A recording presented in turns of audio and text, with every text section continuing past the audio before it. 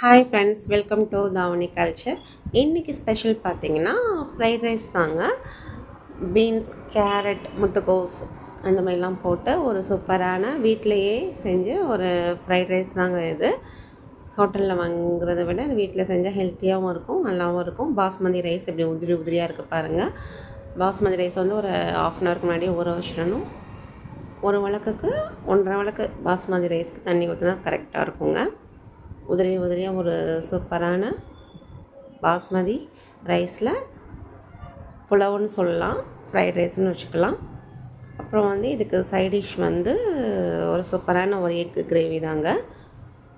முட்டையை பாயில் பண்ணிவிட்டு வெங்காயம், தக்காளி வீட்டில் அரைச்சி வச்ச மசால் பொடி போட்டு ஒரு சூப்பரான எக் கிரேவி. இந்த ஃப்ரைட் ரைஸ்க்கும் இதுக்கும் நல்ல காம்பினேஷன் சூப்பராக இருக்கும்.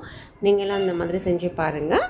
இது உங்களுக்கு பிடிச்சிருந்துச்சுன்னா லைக் பண்ணுங்கள், கமெண்ட் பண்ணுங்கள், சப்ஸ்கிரைப் பண்ணுங்கள், எங்களுக்கு சப்போர்ட் பண்ணுங்கள். தேங்க்யூ.